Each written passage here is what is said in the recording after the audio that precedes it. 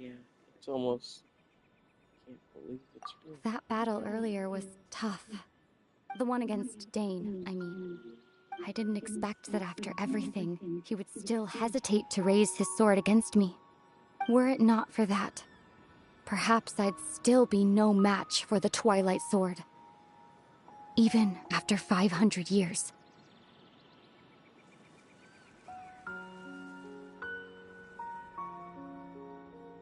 The Loom of Fate, huh? I still haven't found a way to utilize it to its full potential. But there's still time before the heavenly principles awaken.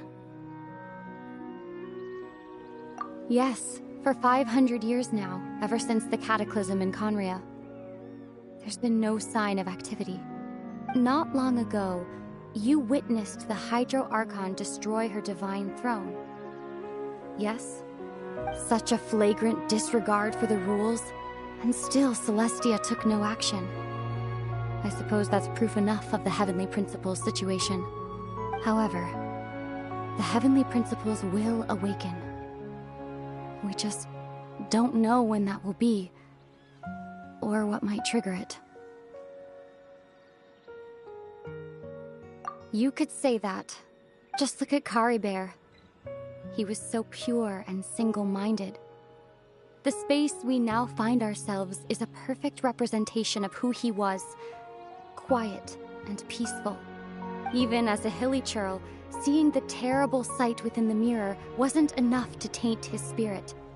He brought comfort to the people of this world, even though he was denied the very right to be a part of it. So ask yourself this.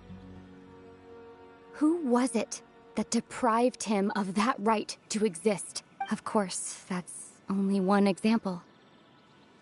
My feelings about the Heavenly Principles are too complicated to explain in just a few words.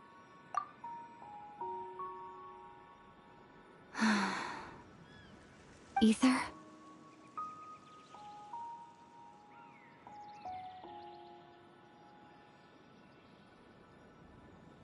You're the only one in this world who calls me that. There's so much I wanted to ask you, but for some reason, I'm not interested in asking those questions right now. There's just one thing I have to ask. One thing I could never understand. Why? Why can't we continue our journey together?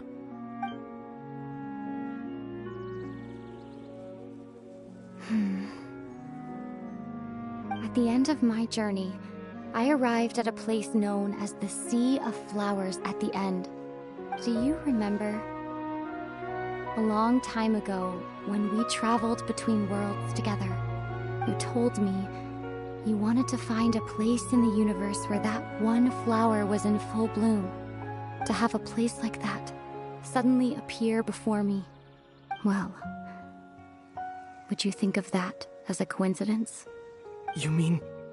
I miss you too, Ether. But as this war continues to rage, and as I continue to seek that final answer, I don't even know how to face myself sometimes, let alone my own brother. Huh? What's going on? This space has lost its tether. I doubt it'll be able to exist much longer. In fact, aside from our inability to physically interact with each other, there's something else you should know about this space. With Caribert gone, we won't be able to remember anything that happened here. Everything in this space will be wiped from existence, including all memory of our reunion. You're only telling me this now?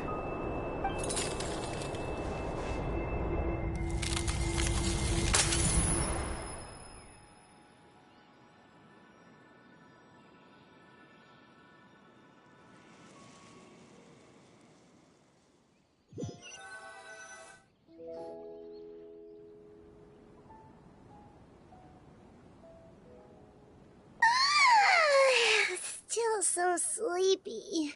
Paimon's head feels all fuzzy. Oh, Paimon woke up a little earlier than you, so so Paimon will fill you in. The villagers said that they saw us sleeping near the village yesterday. They couldn't wake us up no matter how hard they tried, so they decided to just bring us back here. Oh, and Dane came by just now. It looked like he was injured. He didn't say anything, though. Just made sure that you were all right and left. Kinda seemed like he had a lot on his mind, but that's Dane for ya. Let's think for a second. We were in that memory, and we saw that guy you called Kari Bear. He was the missing villager that we've been trying to find, right? And after that, Paimon doesn't remember what happened. Wait, really? What a score!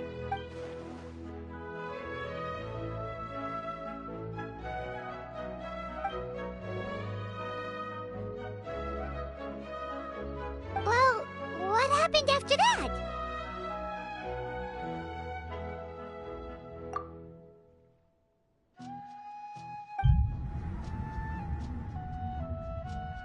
Ah, there you are. Sleep well? Bayram?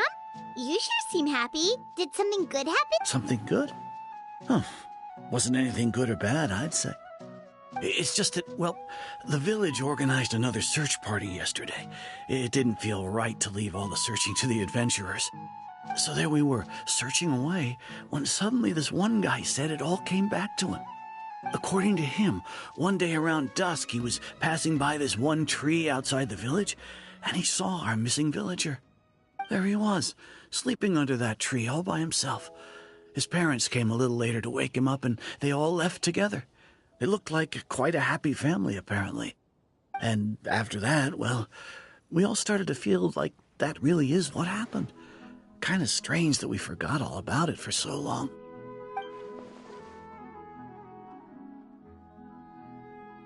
Oh, and we also remembered his name, Kari Bear. Now, that's not a name you hear every day. Would have been helpful if we remembered it sooner. Well, I hope he's happy wherever he is, and we're all relieved now that we know what happened. Seems like everyone thinks Kari Bear left the village. That's probably for the best. At least they have some sort of explanation now. Paimon wonders how Atosa's doing. Maybe we should go check on her. If she hasn't remembered like everyone else, we can tell her what happened. Paimon didn't see her in the village just now, so she's probably at the tree. Come on, let's go talk to her.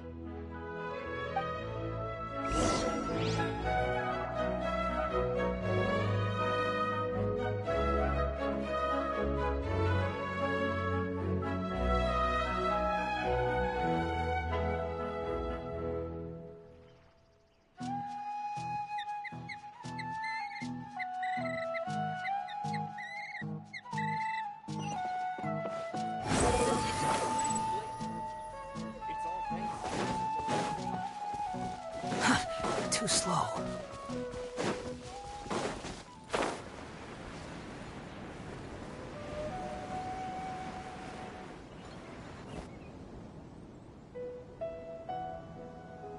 Hey, Atosa, how's it going? Oh, it's you two. I was just about to go looking for you. I wanted to thank you. I was part of the search party, so I remember what happened to Kari Bear now. Honestly, I just can't believe I forgot something so important. He always seemed to appear out of nowhere, and now he left just as quick. If Kari Bear I relied on him for a lot of...